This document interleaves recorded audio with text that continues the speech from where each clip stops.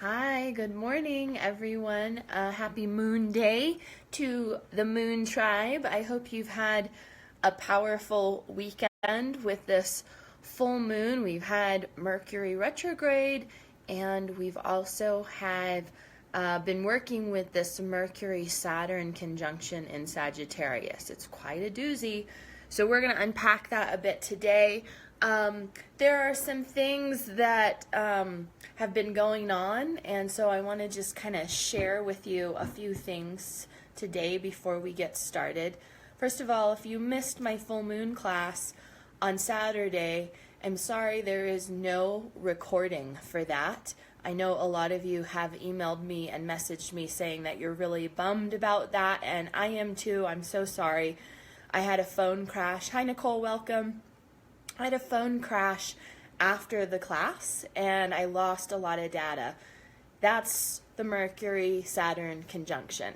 And it's kind of been like that, and I'm curious if anyone else is noticing the Mercury-Saturn conflict taking place. Mercury is mental body. I just had a phone call come in. We're going to do the best we can today, okay? So Mercury's like communication and all of that, and Saturn is slow, and he brings up kind of struggle and challenges, and so see if you're noticing that with communications, with electronics even. And so it's less about the Mercury retrograde, and a lot of people like to blame retrograde Mercury for all kinds of things, but the reality is the retrograde Mercury doesn't really impact most people. It only impacts you if there are certain signs of that in your own natal chart, and if he's directly impacting that part of your chart. So he's at about 5 degrees right now, Sagittarius, and he's in Mula Nakshatra. So if you have some of those indications in your own chart, you might be experiencing extra challenges, but I'm going to blame most of that on Saturn, the Saturn-Mercury conjunction. And then Mercury, slowing down to reverse, well, Saturn has been speeding up. So there's kind of this, direct colliding between these forces. Anyway, my day's gotten off to a bit of a rocky start, to be expected. I want to remind all of us to go really slow right now and to notice where we're pushing or forcing agendas and trying to get things done. Just slow down. Try not to push or force. So we'll get into that a little bit more. That was a bulk of Saturday's class, but unfortunately there's no recording. So I am going to cover some of it today in this class just to give you some insights that you may have missed. And we may do some resourcing on that level as well. The class was very powerful.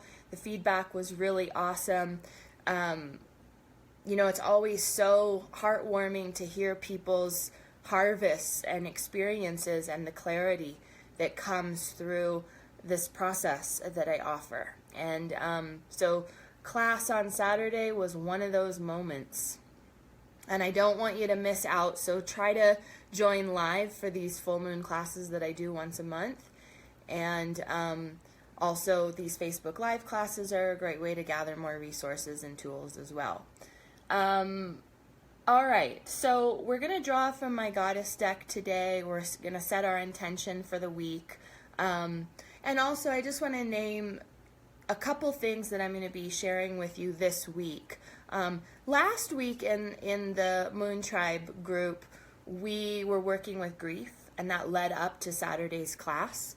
And this week, I'm going to be sharing more with you about the ancestors.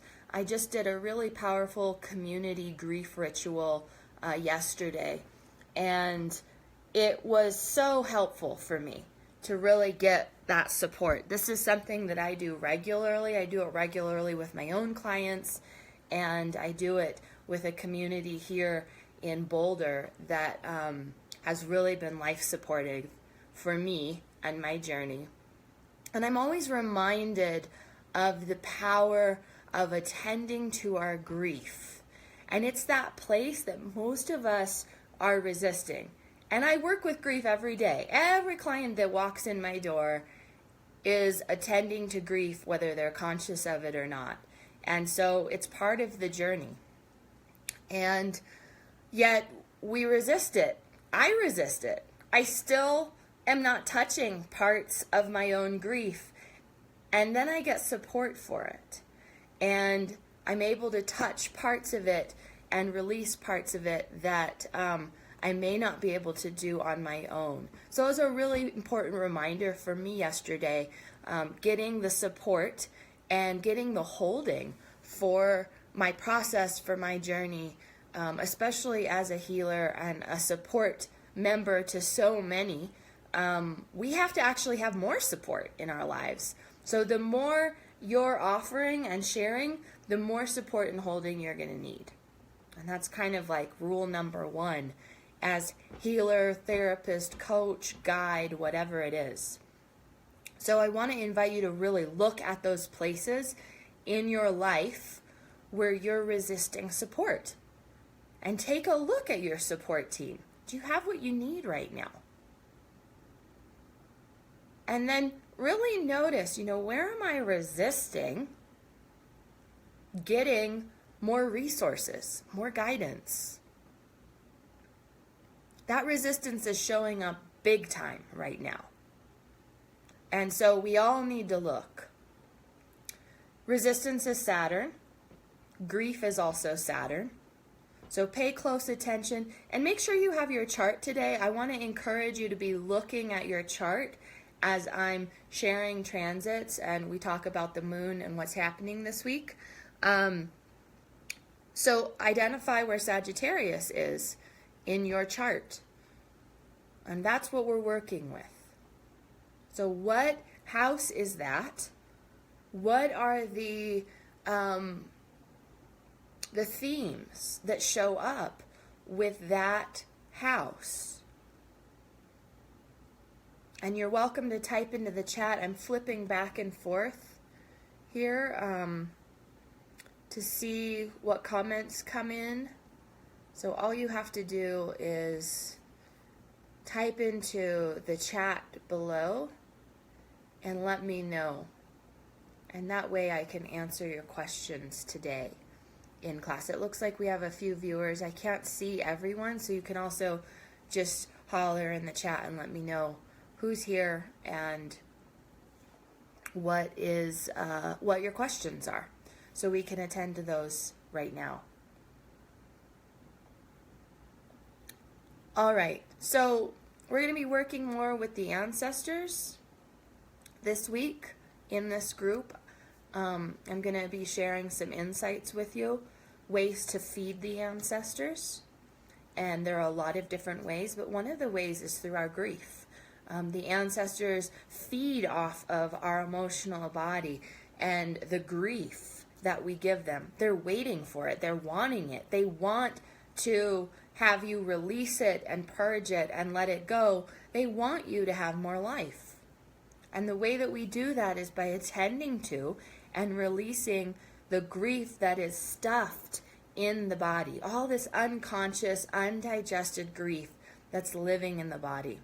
So this Saturn-Mercury conjunction is very important because it shows us that Saturn, grief, is pressing against the mental body, Mercury. So a lot of mental body grief is showing up right now. Now Mercury is going retrograde. So, a lot of people give Mercury retrograde a bad rap. But the truth is, it's not that bad for most people. But what it does give us is an opportunity to have a do-over. And where in our lives do we ever get an opportunity to do things over? So I actually see this as a blessing. It's like, thank you. Because there are going to be ways that, you missed the first time around. And in this this second time around, you're going to notice things differently, You hopefully have gathered some new resources. And that means that you can do things differently in the coming weeks. So I want to encourage you to really be noticing how you can step up in a little bit different way this time around. So again, noticing where this Saturn in Sagittarius is in your chart. So what are the themes? What is the theme of Sagittarius? So there's always going to be a theme, overarching theme of Dharma. Ninth house matters because it's the number 9. And it's going to always sort of bring in this sort of idealism and a spiritual element.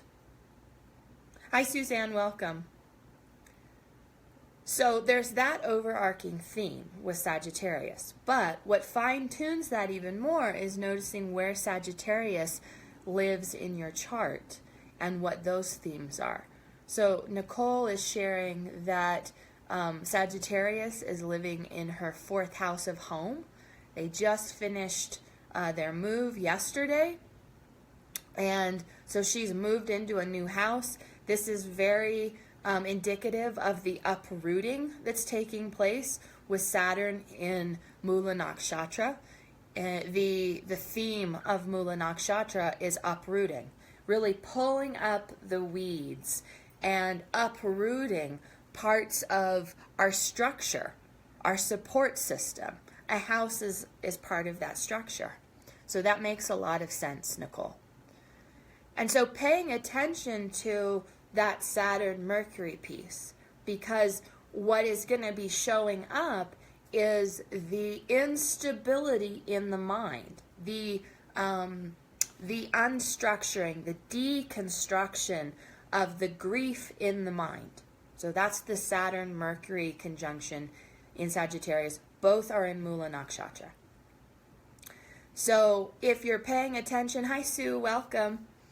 If you're paying attention, and if you've been noticing in the past few days, especially around the full moon and now with Mercury retrograde, this grief in the mind, the stories. Remember, Mercury is the imaginal, the mental body. So thoughts, words, stories, perceptions, ideas.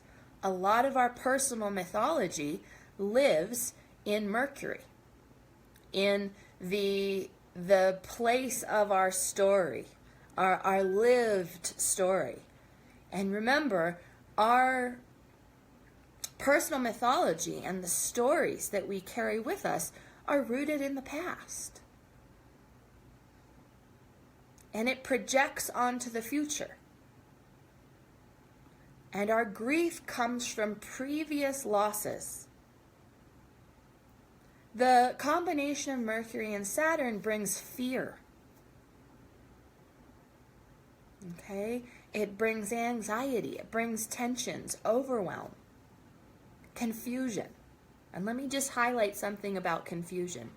Confusion actually is an indication that you're really clear, but there's some conflict within you that's keeping you from trusting that knowing. So the confusion can be a powerful reminder that you actually know what you need. And I'm happy to work with you more on that. Remember, you can always sign up for a free Dharma coaching session with me.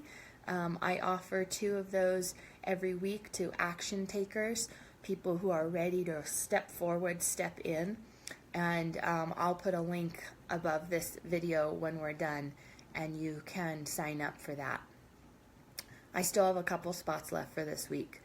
Okay, Sue is saying Sagittarius is in the 7th house, relationships, natal Saturn in the 4th house. Sue, you were in class this weekend. You got to harvest a lot And I don't know if you got the message, but there's no class recording. So I'm kind of going through a little bit more in this class today to just kind of give those who missed that opportunity a little more insight. So Sue, you're noticing that deconstruction, the reconstructing in the 7th house of relationships. And natal Saturn in 4th house, so that's going to be digging up the heart, the grief that lives in the heart. And Suzanne, you've got Sagittarius Lagna. So this deconstruction, restructuring, the pulling up the weeds is literally in the head. 1st house. So I'd love to hear from you and hear what you're noticing in this restructuring process. And especially right now, this is restructuring in the mind, the head. And this is impacting your support and your stability. 1st house to 7th house is the spinal axis, head to tail. So spine is going to be a great resource for you. Finding more support and stability, which remember, starts in your body. If we want or need more stability and support in our lives, we need to start by finding that wisdom in our body.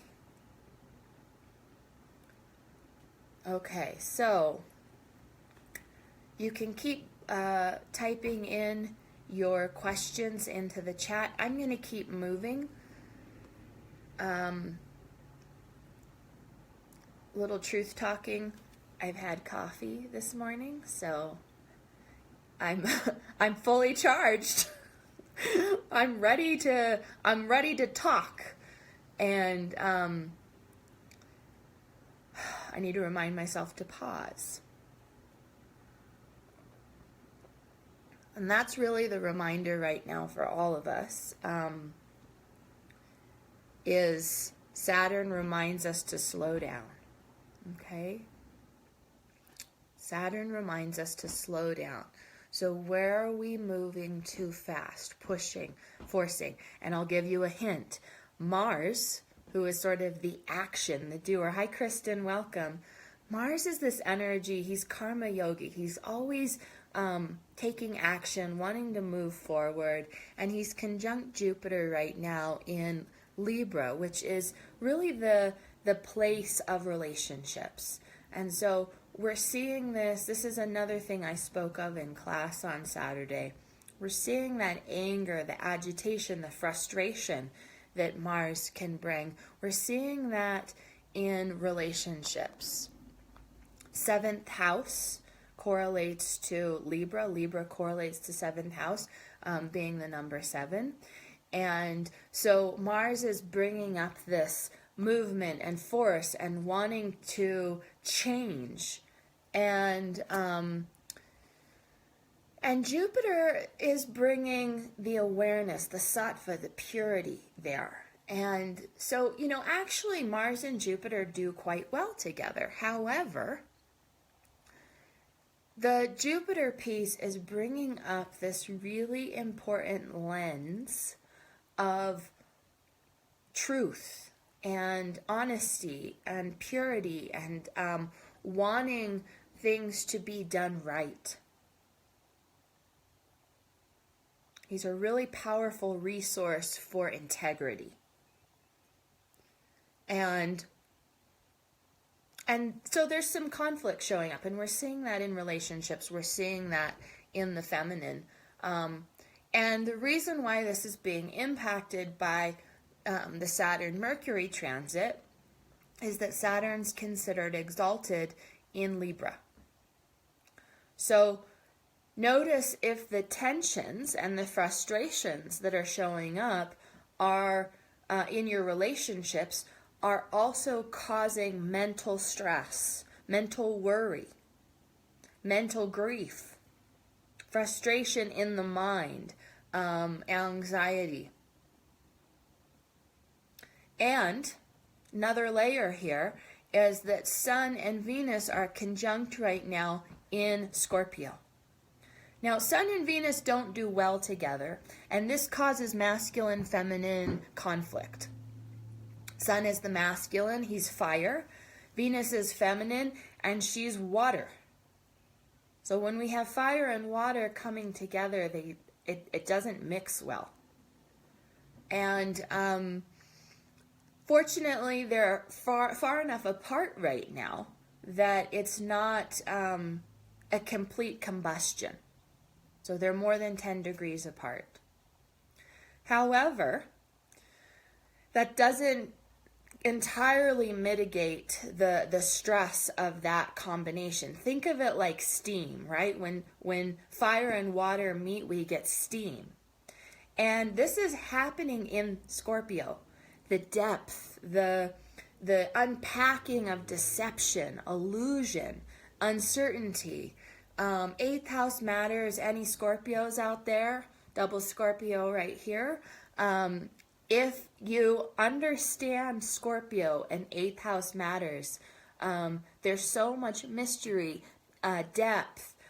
This is not a surface level conversation or existence or experience. And this is why we're seeing on a more macro level the challenges that the feminine have been facing for centuries, that hidden, right? It's supposedly been hidden, even though we all know, every woman has felt this. This quote unquote hidden material is starting to come to the surface. This is where the frustrations, the grief, this very old systemic grief is starting to show up. So we need to attend to these emotions very consciously. We need to honor them. This emotional body wisdom, the anger, the rage, and I'm talking to women everywhere. It doesn't matter who I talk to, the rage is there. The frustration, the disappointments. And I had a very important harvest in the grief ritual yesterday. By the way, those of you who work with me one-on-one, our grief ritual is this Thursday. So if you're in session with me, know that you have access to that, and I'll be sending out a reminder today. Make sure you RSVP. And for those of you who are just joining, I'm going to be sharing more ancestral resources this week in our Moon Tribe, and possibly a newsletter, and maybe a class. I want to give you resources and support for feeding the ancestors and how to really build a relationship with them. So look for those details in the coming days. But the powerful insights that I had in the grief ritual yesterday is, I have been enraged, and I'm not embarrassed by that. This is age-old grief. It's collective grief. It's ancestral grief. It's the loss of my father. It's the loss of my mother. It's so many layers of grief. And I had a very important harvest the other day around my grief, and realized that there are just so many ways that I'm having to let you go over and over and over again, particularly my parents. And in the grief ritual yesterday, I came in with rage, collective rage, personal rage. And I've been working with this rage for a lifetime, but particularly in the last few months. And it hasn't moved. It hasn't budged. I've been using all my resources, getting support, and it hasn't budged. And yesterday in the ritual, I had a softening.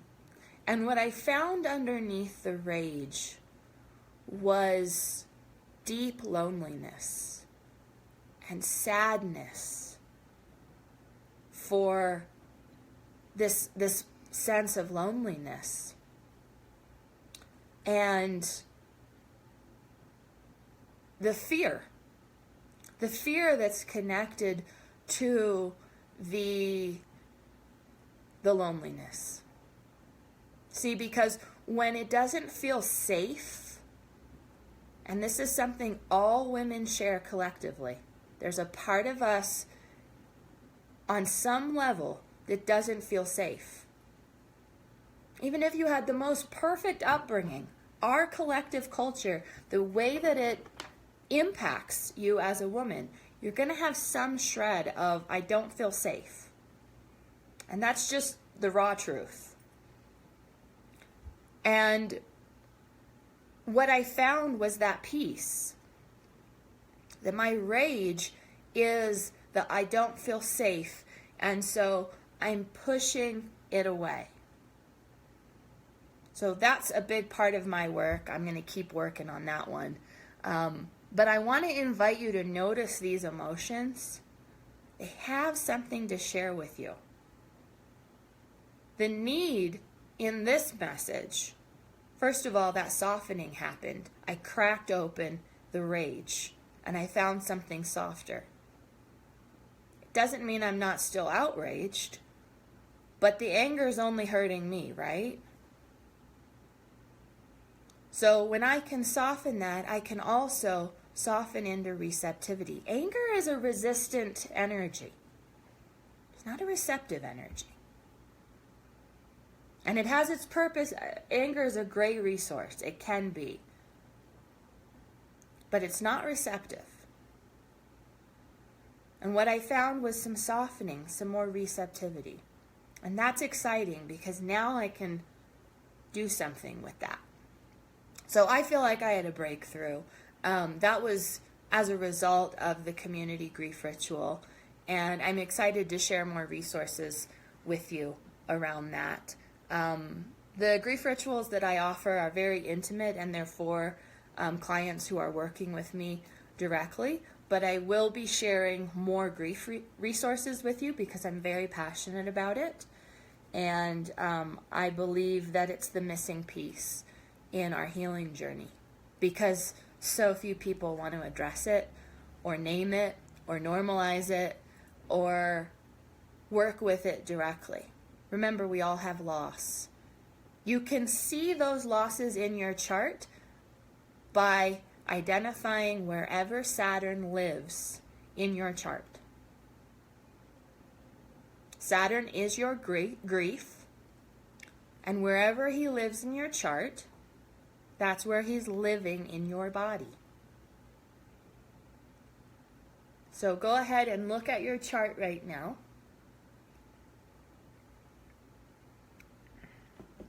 I'll pause here. Identify where Saturn lives in your chart. Identify where grief is living in your body.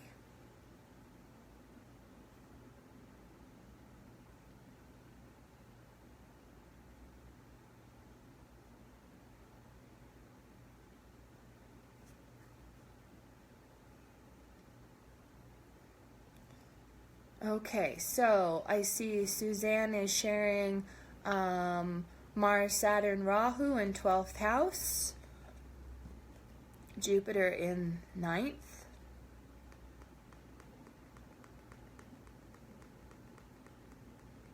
Is this via transit right now, Suzanne, or is this natal? Can you clarify for me? And, that's right, you're a Sagittarius rising. So I'm assuming that that is natally. Go ahead and just confirm with me. So that grief, it sounds like the grief is living natally in the 12th house with Rahu and Mars. Just want to be sure I got that. So like Nicole, who also has Mars, Saturn in the 12th house, this frustration that can come through Saturn and Mars conjunction. You've got old man and young boy. Now they can learn to really teach each other, right? Elder and child. But there can be frustrations about the pace and the speed at which things are done, especially because we're working with the 12th house of loss, letting go, the ancestors, retreat, silence, away time, And so, Saturn might prefer that, but Mars might not. And Saturn's going to give gaze to the second house of speech, communication, nourishment. And Mars will give his gaze to the third house of self-expression, the arts, communicating through the arts, courage.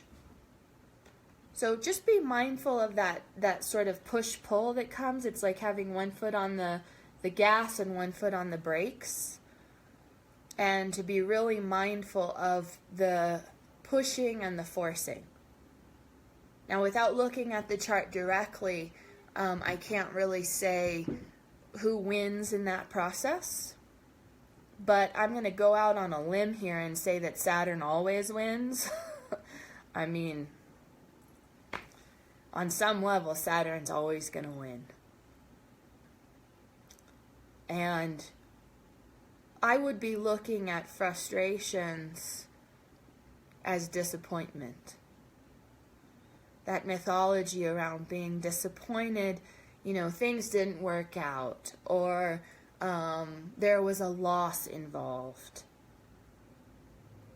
And how that has impacted your courage and your ability to step forward and express yourself, to take powerful action steps.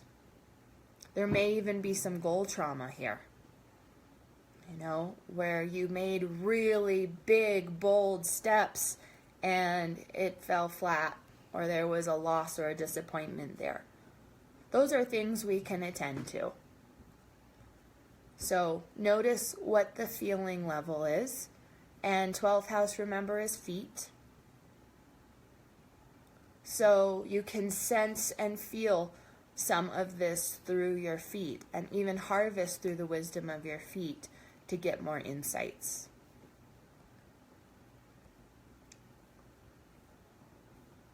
So any more shares on Saturn before we shift gears?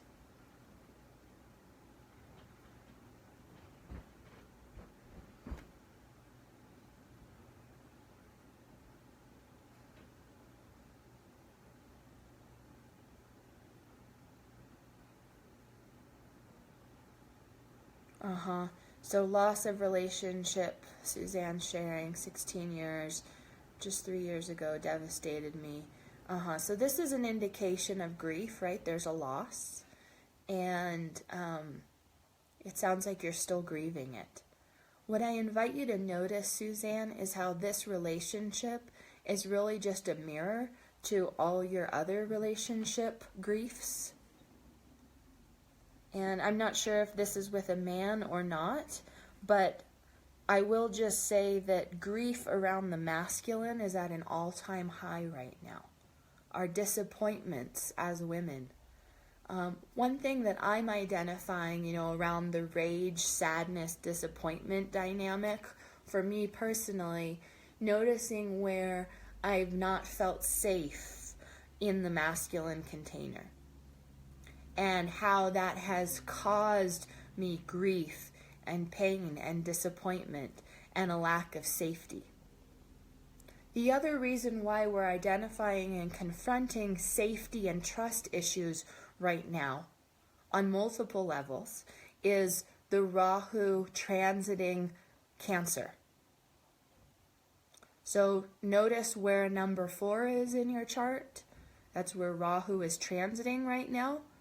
And this theme is going to show you where this mistrust is showing up in your life.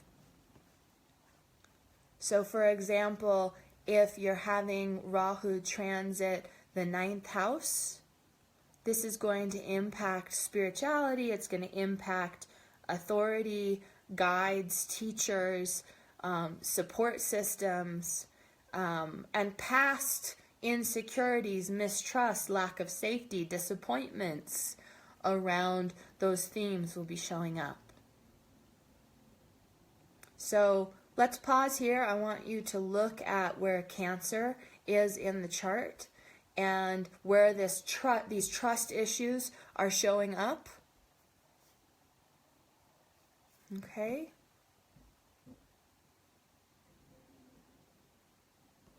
Yeah, Nicole, this is a good point. So she's saying, I spent a lot of time this weekend realizing how much I miss solitude.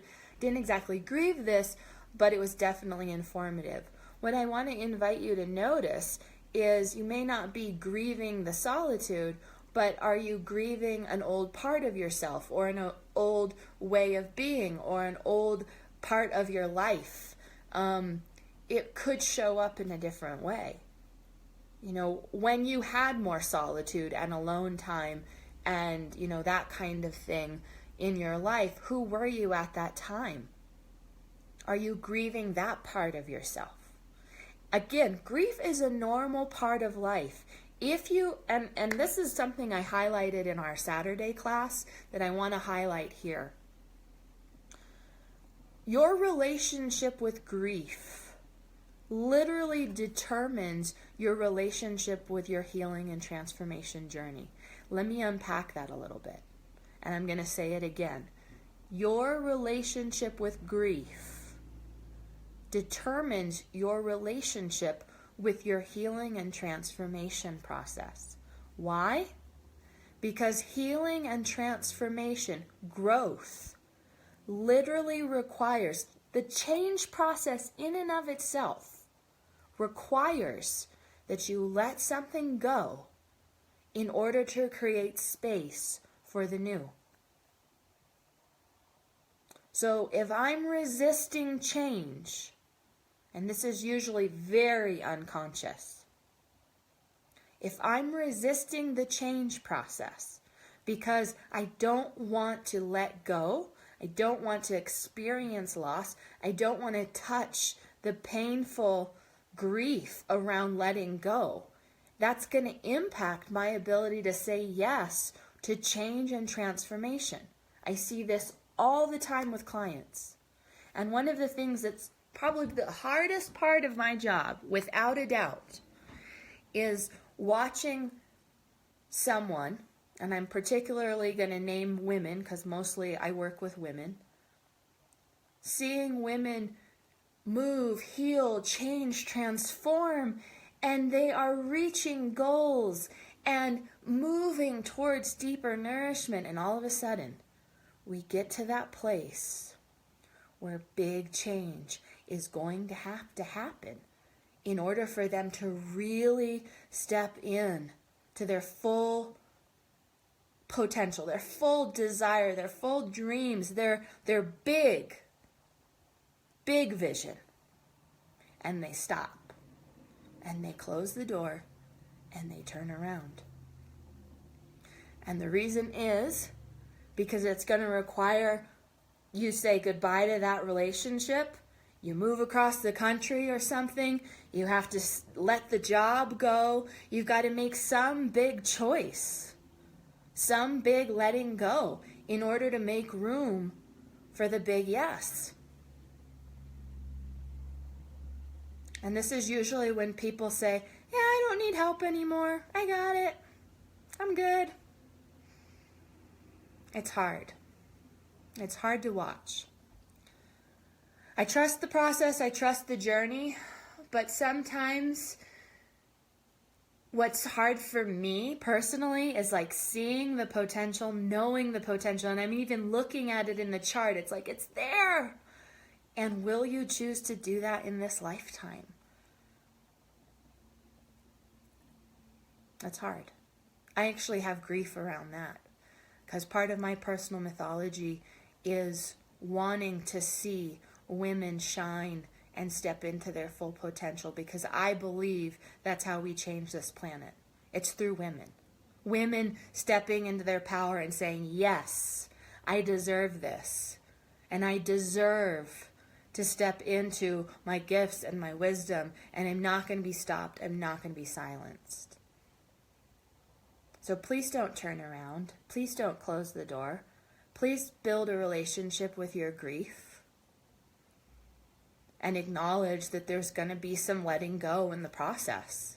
And it's going to be hard and it's going to be painful, but there's also a lot of joy and brilliance and wisdom in that journey as well. So your relationship to grief determines your ability to heal, transform, change, and grow. And that's a big reason I'm passionate about grief. So, I'm talking a lot. We need to talk about the moon, and then I want to just get to a little bit of harvesting. Just checking the chat here. Okay, looks like some of you are sharing the Cancer in Rahu piece. Great, got it. So Suzanne, you've got Rahu transiting your 8th house. So here's this theme of loss and letting go. You know, it's not only 12th house grief, that release, loss, letting go. The Rahu in the 8th house is showing you you've got to look there. You've got to look at the unconscious. You've got to look at the repressed grief. You've got to look at the limiting beliefs, the places that are shadowed in illusion. Lean in. This is a time to do deep dive and pull out the pearls. I'm going to recommend this for you, but this is a reminder to everyone. More support, not less. Okay, Nicole's got Rahu in the 11th, so this is via transit. That's where Cancer is. So here it is, Nicole. Do I trust that I can really succeed? Do I trust the gains? Got it? We'll talk about that in class tonight. There's your goal trauma. Can I really trust my success? Okay, let's touch briefly on this week. What's coming up? We've got Moon in Gemini as of this morning. She's in Mrgashira Nakshatra. Soma, expansion, spreading your wings. Okay? Keep reaching, gathering resources, gathering support. Soma is the ruling deity of Mrgashira Nakshatra. Gather the resources you need for Soma. Now, tomorrow, Moon moves to Ardra Nakshatra. This is fierce. This is a destructive energy. And it's on the emotional body level. So, and we've got the theme in the coming days of mind as well, though, because Moon's moving through Gemini, which is ruled by Mercury. So notice what's coming up in the next few days around mental, emotional. So usually how it happens, and you can track this, what's the story? How does that make me feel? Big emotion on the horizon for tomorrow. So be prepared for that and find ways to keep it moving. Let it out. Express it in healthy ways. Go out and scream in the woods or scream in your car if you have to. Get it out. Big movement tomorrow with Ardra. Rudra, the storm god, is the ruling deity of that constellation, so expect some storms. And then Moon shifts into Punarvasu. Okay, let me backtrack.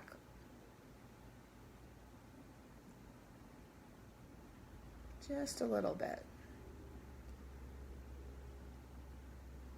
So actually, Ardra begins today at 3:30. We might all be screaming later today. Who knows? Trump will probably tweet something and we'll all freak out. We're all freaking out every day anyway. But yeah, later today, about 3:30 Mountain Time, we'll see that shift into Ardra. So storm energy, big waves, that's coming later today, and that takes us into Tuesday. And then around midday on Tuesday, Moon shifts to Punarvasu Nakshatra, ruled by Aditi. She brings resources. She's the mother of all goodness. She brings universal awareness. So usually, how these nakshatras work is we have an upheaval, we have a confront, we have an upheaval, and then we have a harvest. And Punarvasu is the harvest. So on Tuesday, find the pearl. Find the wisdom. All right, then on Wednesday, Moon shifts into Cancer, its own sign. It likes Cancer. Feels balanced there. And shifts into Pushya Nakshatra. And Pushya brings resources and support and holding and wisdom and a sense of nourishment. However, Moon will be conjuncting Rahu starting on Wednesday. So here we go with the confronting the I don't trust. I don't feel nourished. I don't feel supported. So looking for that contrast and those places where you're not feeling fully nourished. What's working, what's not working. Okay?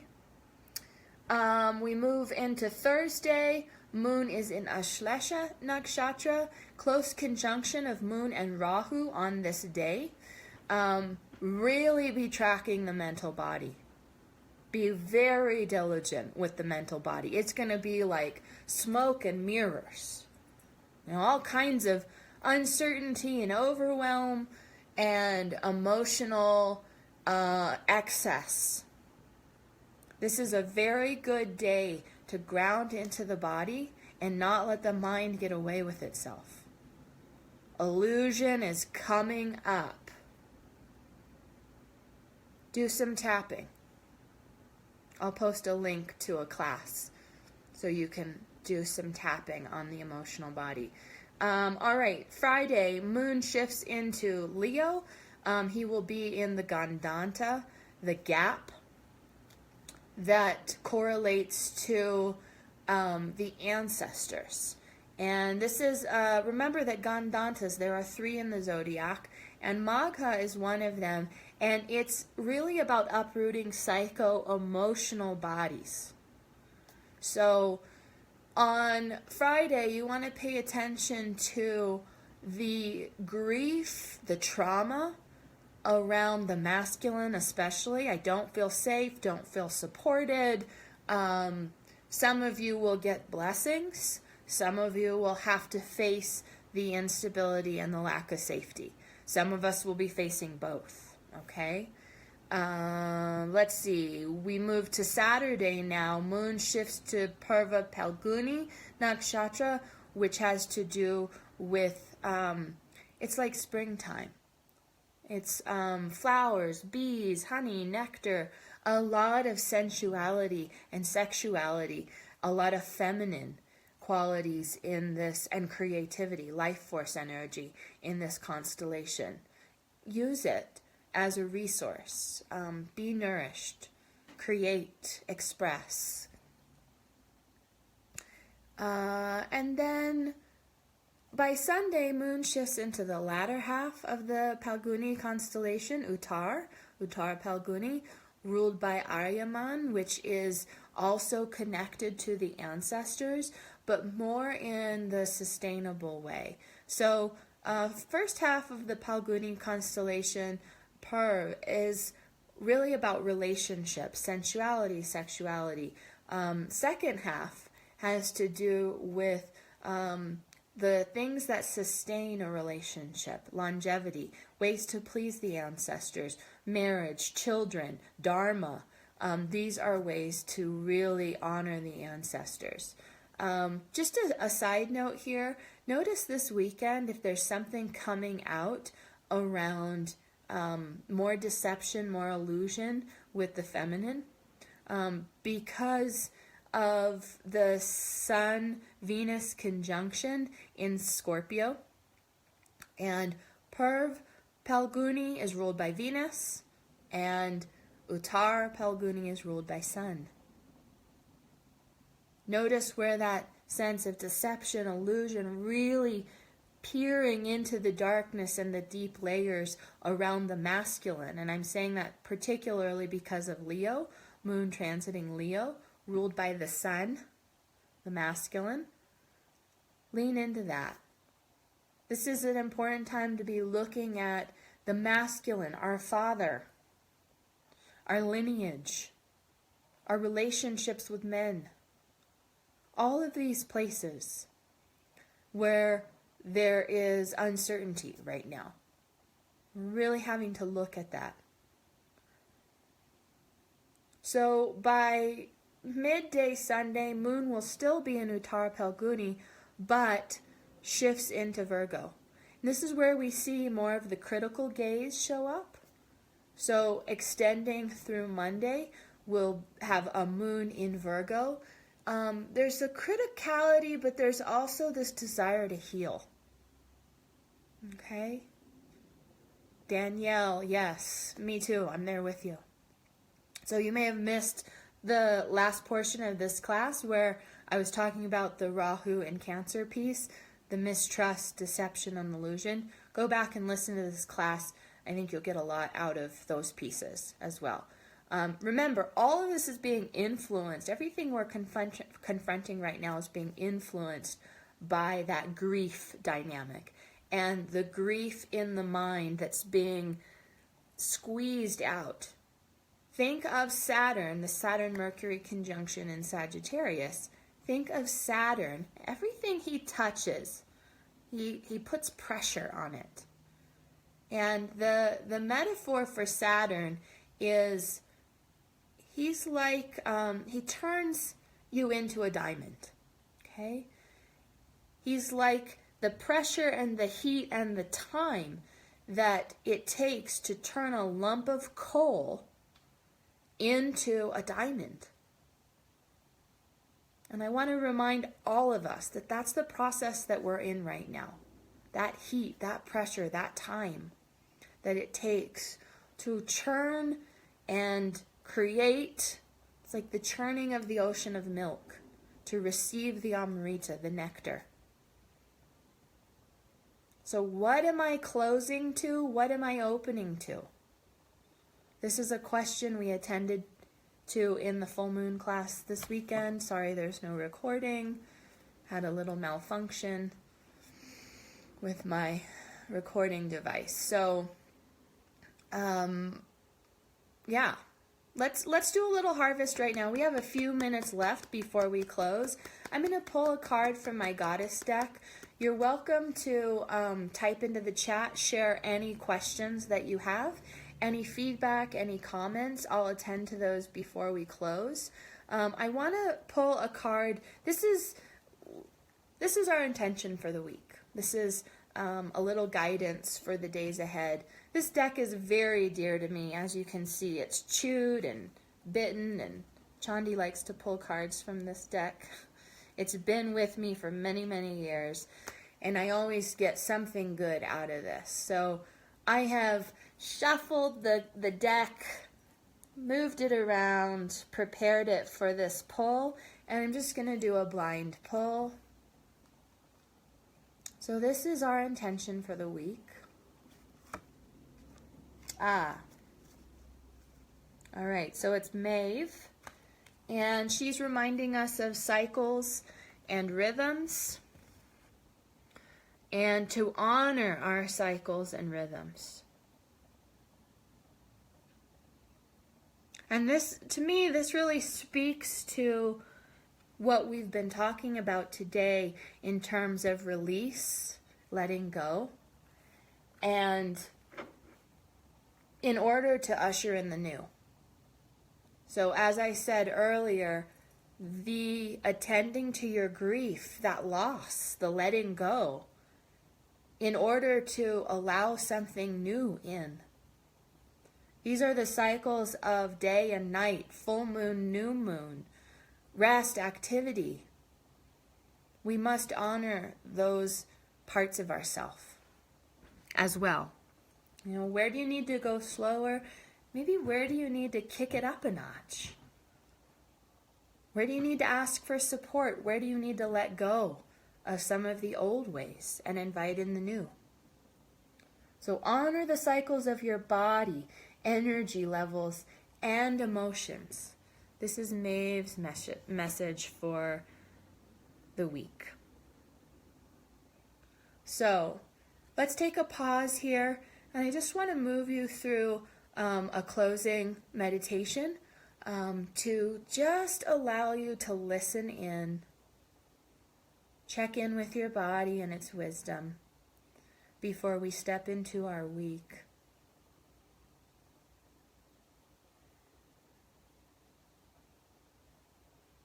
So just closing your eyes for a moment, noticing your breath.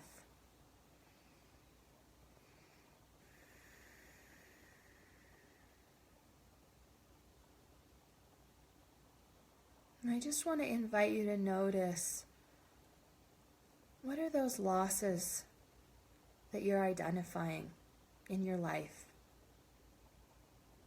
We've just had a new moon in Taurus, a full moon in Taurus. There's been a lot of emotional body bigness. When we have a full moon, it means that the cup is full. We can't fill it anymore. So we must start letting go in order to make room for the new. And that's the new moon. And we're in this process now of release, letting go, and allowing the cycle of the new to begin. So what are these losses that you're noticing?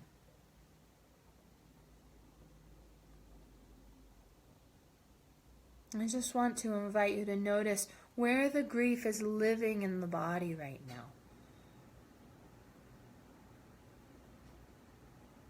Notice what it feels like.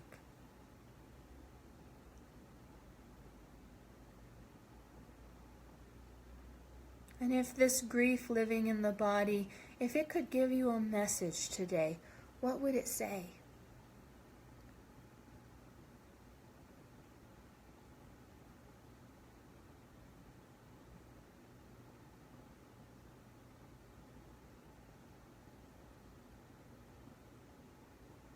And then ask this grief in your body to share a need with you. So if you could hear what it needs, what is your grief telling you that it needs?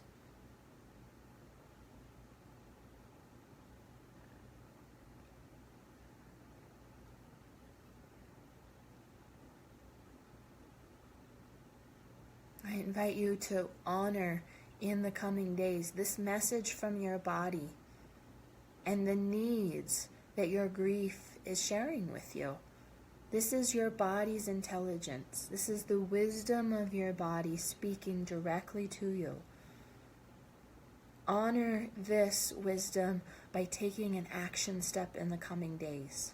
An action step that honors and aligns with this wisdom. And when you're ready, open your eyes. And I'm going to invite you now to just share in the chat. What was your harvest? What are the losses? And what's an action step that you can take in the coming days to really honor this wisdom showing up from your body, directly from your body? This is your wisdom. So type in the chat, share with me. We'll attend to any closing needs in our final moments here.